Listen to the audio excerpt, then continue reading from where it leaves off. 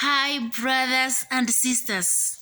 My name is Doris. Today I'm going to talk about a difficult topic, a topic which has brought many arguments to many believers.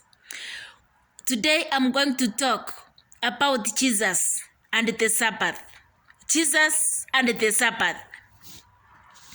Jesus healed on the Sabbath because God the Father works every day. In John chapter 5 verse 17. Since Jesus is his son, he works every day too.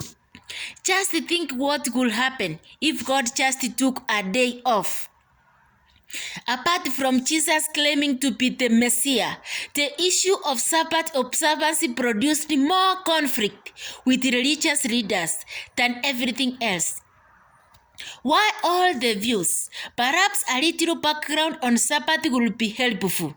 Although not mentioned by name in the Genesis record of creation, the idea of the Sabbath is presented. After God created the heavens and the earth, he rested on the seventh day, which is Saturday. The fourth of the 10 commandments says to refrain from work. To refrain from work on Sabbath. That is Exodus chapter 20, verses 8 to 11. During the time of Israel's wanderings in the desert, God supplied them with manna for 2 days, so they couldn't have to work to gather it on the seventh day. When it reached on Friday, they were to gather 2 times for the daily food, so that on the Sabbath they will not go to collect manna. God instituted the Sabbath in Israel to give his people a day of rest. It was a day of rest in which they could focus on him. Religious leaders had too much time on their hands and started making rules about what constituted work. When religious leaders accused Jesus of breaking the Sabbath because his disciples plucked some grain and ate it as they walked through a field, he said, the Sabbath was made for man, and not man for the Sabbath. Therefore, the Son of Man is also Lord of the Sabbath. That one we find in the book of Mark chapter 2, verses 27 to 28. By creating many laws that defined work, religious leaders made the Sabbath a burden instead of a blessing. As Lord of the Sabbath, Jesus healed a man who had been unable to walk for 38 years. That one we find in John chapter 5 verses 1 to 8. Jesus told the lame man to pick up his bed and walk. The Sabbath rule enforcers were waiting to pounce. Sabbath enforcers did not care that a man who had been crippled for 38 years had been healed. Their focus on rules blinded them to Jesus' miracle.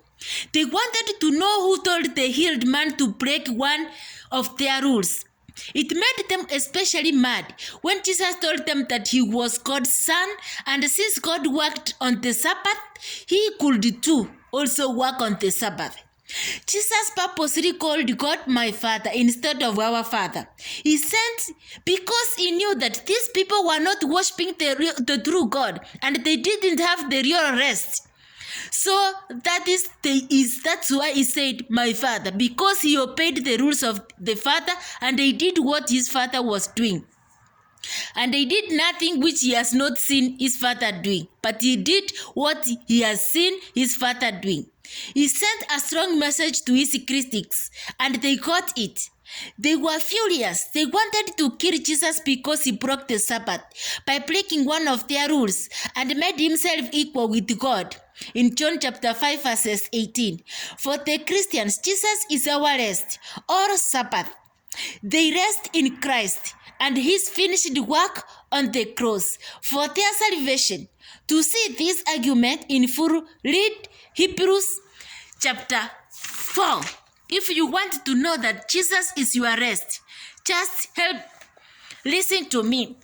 In Hebrews chapter 4, it goes, Let us therefore fear, lest a promise being left us of entering into his rest.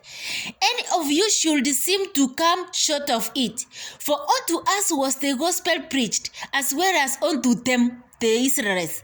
But the word preached did not profit them, not being mixed with faith in them that had it.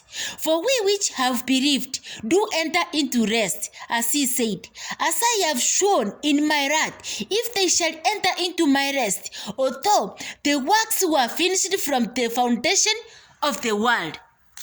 God rested in the foundation of the world, although the work was finished in the foundation of the world. For he spake in a certain place of the 7th day on this wise. And God did rest the 7th day from all his works. And in this place again, if they shall enter into my rest, which means they have not entered into his rest even though they are resting on Sabbath. Seeing therefore it remaineth that some must enter therein, and they to whom it was first preached entered not in, because of unbelief. They don't believe. They rested the Sabbath through works, but not on faith. Again, he limited a certain day. Remember this, my friends. Again, he limited a certain day, saying in David, today, after so long time, as it is said, today is you will hear his voice. If you will hear his voice today, the day has been fixed now, again, which is called today. If you hear his voice, harden not your hearts. For if Jesus had given them rest, then would he not afterwards have spoken of another day, which is today? There remaineth therefore a rest to the people of God. For he that is entered into his rest, he also had ceased from his own works, as God did from his. Let us labor therefore to enter into that rest, lest any man fall after the same example of unbelief. Remember also this, in Matthew chapter 11 verses 28, come unto me, all you that labor and are heavy laden, and I will give you rest. So total genuine rest is in Christ Jesus, our Lord and Savior. Take my yoke upon you and learn of me, for I am meek and lowly in heart, and you shall find rest unto your souls. If you want a good rest, if you want total rest, it is coming unto Jesus Christ. If you want to rest, come to Jesus Christ. We are supposed to work for the Lord every day, as long as it's called today, not one day or live other day, but all days are good for God's work. Let us work as God. Let us work as Jesus works. Let us work as the apostles. Let us work as the early church. Think about this. Let Jesus become your Sabbath. Trust in him alone and his work on the cross as the final payment for your sins. Memorize this truth. Memorize this truth, I tell you.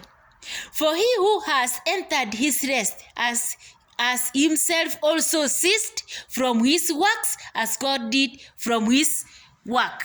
In Hebrews chapter 4 verses 10. If you have entered to the rest which Jesus gives, you have ceased from your work. You have ceased from the work of the flesh. Cease from the work of flesh and rest in Jesus, and enjoy the fruits of the Holy Spirit. Ask this question. Have you ceased trying to work your way into God's favor? Have you tested, trusted, or rested in Jesus' final payment for your sins on the cross? Jesus and his disciples worked every day for the kingdom of heaven.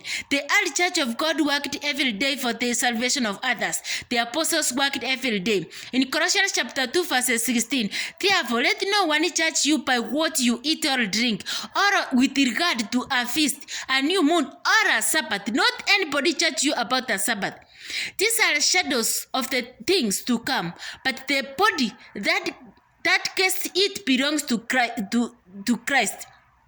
In Romans chapter 14 verses 5, one man esteemed one day above another, another esteemed every day alike. Let every man be fully persuaded in his own mind. Every day is alike. Every day is special for God. Every day is good for praising God. Every day is good for God. Remember to walk like Jesus. Jesus worked every day. God works every day. And you are supposed to work every day for the kingdom of heaven. Be blessed all. Remember, I love you and God loves you too.